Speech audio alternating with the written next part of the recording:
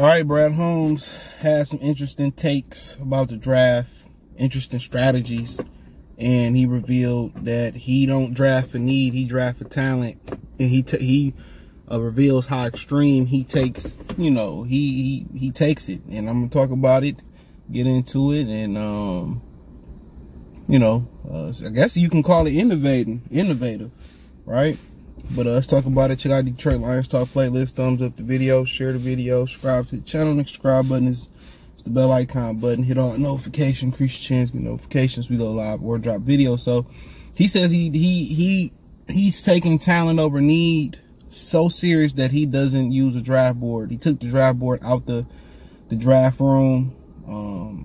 He basically says that that's a way of sticking to his gun and drafting the best player. He went back in history and said he was with the Rams. They kept drafting defensive linemen, and that's how their defensive line became a beast. They kept drafting, and it just so happened to be the best player available. So he's going to be taking the best player available. Now, if it come to two best players available equal, I'm pretty sure one of the tiebreakers, if not the tiebreaker, is probably going to be need. He knows what he need going the draft board. He knows what he need. That's his job, is to know the whole 50+ man roster, to know the coaching staff and where they weak and where they. If we know offhand where the Lions are weak and strong at, so does he. But he said he took the draft board because it kind of dares them to kind of take need, and they not doing it. He taking talent. So when you talk about Jalen Carter, Christian Gonzalez, whoever the 6th pick, or they move down, and the best player on the board is a top 10 guy that's definitely going to be there at 7, 8, 9, 10 or something like that, or multiple guys. He taking talent, and I've always said that. I like that. I like somebody that's going to just take the talent and find a way to make the talent mesh. Because in the NFL, you know what it stands for, not for long. What's the average NFL career? 2.5 years, 2 seasons, 2.5 seasons, maybe 3, historically. So once you start talking about that, you never know when somebody gonna fall out their prime. Everybody body got a neurological count. Everybody body got a physical count on many hits, how many steps you can take, how hard, how you treat your body. Some people are just built like LeBron James, where they're very, very durable. And on top of that, LeBron James actually takes his health and puts a lot of money into his recovery in his body per year. It's the same thing for everybody out here. You got to invest in your body. You got some people that go to work every day and don't put any investment into their body, no wellness. They don't go to the doctor. They don't get massages. They don't do any type of physical therapy. And then, when you out there playing basketball with the boys, you hurt your ankle and you can't recover, or you breathing hard, you about to have a heart attack. You know what I'm saying? So you got to keep the body in motion. You got to keep the body. You got to work out the body. It's kind of like a old car you got sitting in the backyard. You don't start it up. You got to get the gas out of there. All the shit then rusted up. You got to start it up and drive it around the block every now and again. And you got to put time in your body, no matter what it is. If it's going to the chiropractor, if it's going to work out, if it's doing hot yoga, regular yoga, Pilates, boxing. No matter what it is, jogging around the block, pull-ups, push-ups, dips at the house. You got to keep that body in motion. You got to invest in your body. That's more important than anything. That's the best future investment that you can make. And especially as an NFL player, when you got the resources for a chef. You look at Kevin Love of the Cavs. He changed his whole body type. And he started investing into himself. He hired a chef, dropped a lot of weight, at one point in his career. And these dudes got to understand, going to Popeyes, eating all the bullshit, that's cutting years off your career and your life.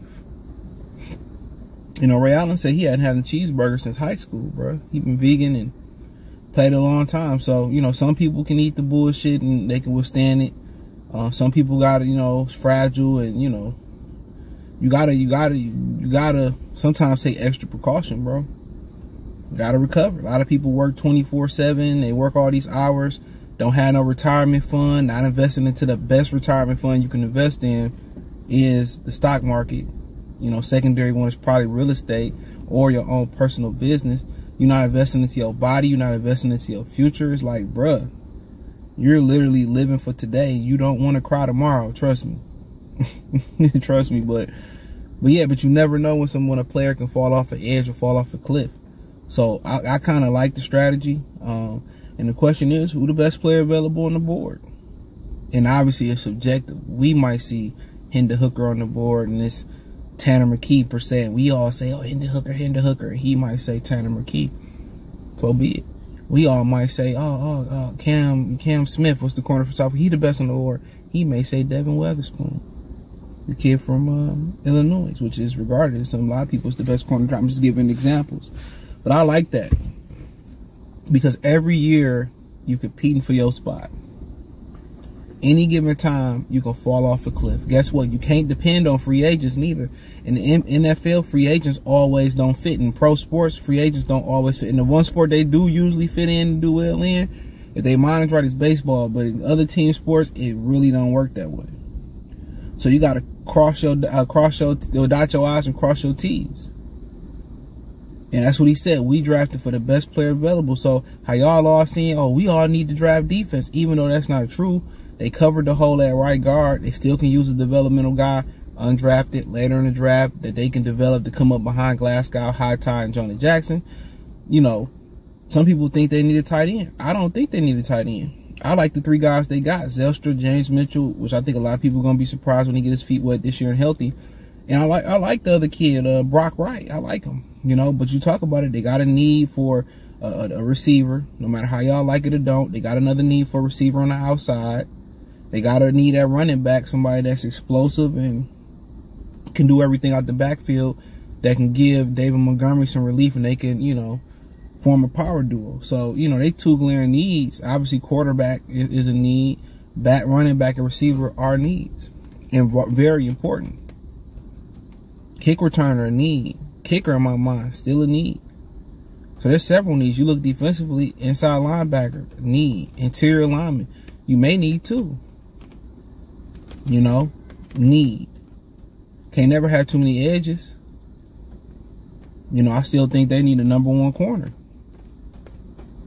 You know, I still think they need a #1 potential corner that can grow into that role. So, yeah, there's needs everywhere. You're not going to be perfect, but then again, you got guys that come out of nowhere like James Houston. You got guys that come out of nowhere like Kirby Joseph, you know, and contribute. And Kirby Joseph is exactly what they needed from a need standpoint of view and talent. You needed somebody who could take the ball away, that could play center field while Tracy Walker operated in the box. That's what you need.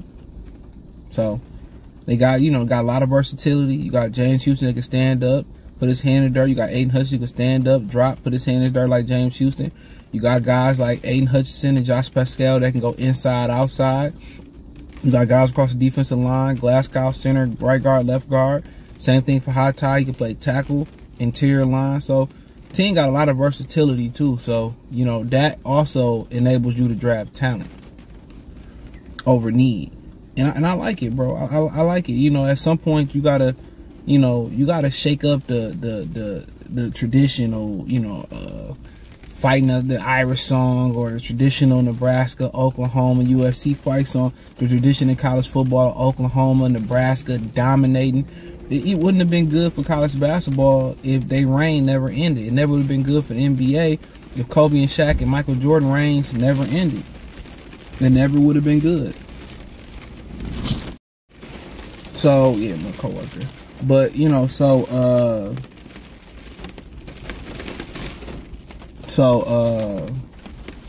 said it's about to get nasty out in this motherfucker. I'll be alright.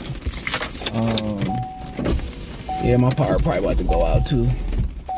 The power at the job gonna stay on. Watch, ain't that a bitch? But yeah, man, that's just what I think from my standpoint of view. I like it. I like the innovation. And sometimes tradition has to be broken up. It has to be broken up. So something has to be done different. But hey, let me know what you girls and guys think. Thumbs up the video, share the video, subscribe to the channel. Next subscribe button is the bell icon button. Hit all notifications, increase your chance, get notifications. We go live or drop a video. Financially, want to support the channel. Cash App, $ CJ Good 313, Venmo CJ Good 313, PayPal link in the description. Hit the link tree.